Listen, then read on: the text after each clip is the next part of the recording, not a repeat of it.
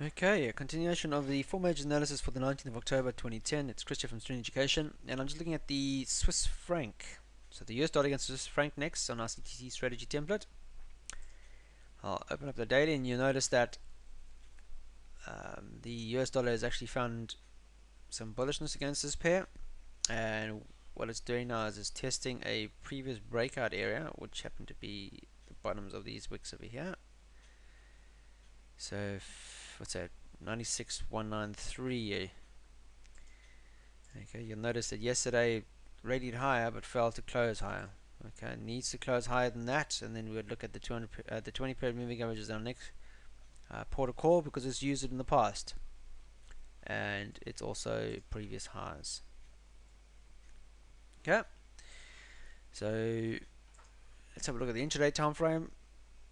We see the rally that's taken place.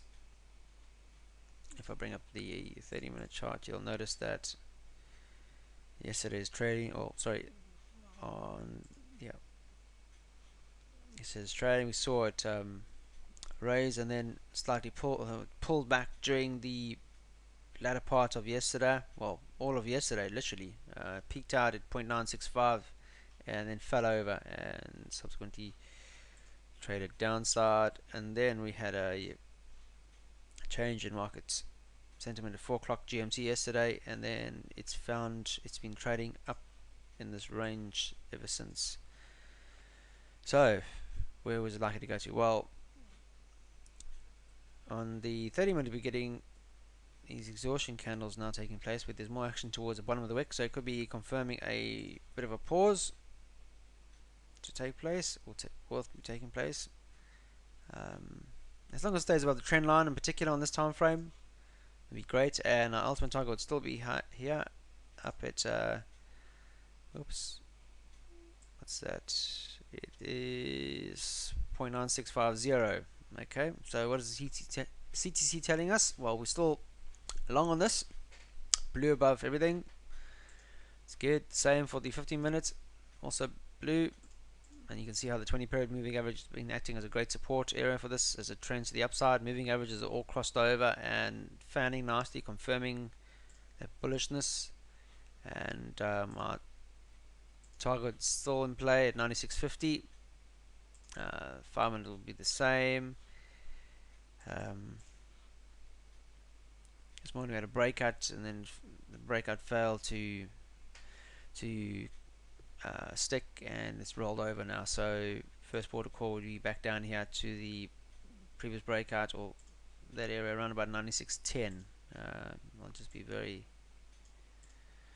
you've got to look at these areas now. 96.10, that was a squeeze breakout pattern, and if it stays above 0.9610, then we should see some further upside movement. If it fails to, then we could see it roll over, and then we've got to look at other possible targets along the way. So there at 95.95 would be a target.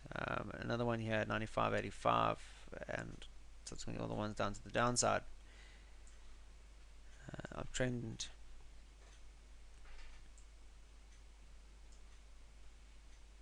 It comes in play at 96.10, so be aware of that. So as long as it stays above 96.10, guys, then should still look for more upside movement. CTC is still blue across the board. Got a red candle just recently, but nothing on the other side, so that doesn't stick. So 5 minutes still up. Same goes for the 15 and 30 minutes. You'll notice that I mentioned earlier the wicks are getting slightly smaller, so it could confirm a change in market sentiment. You ideally need to break above 96.10 to the downside, which would break the trend line, which would see it trading below the 20 period moving average, would confirm that. Okay, I'll be back next with the last pair of the day, being the US dollar against Japanese yen next. I'll see you in a couple of minutes. Take care.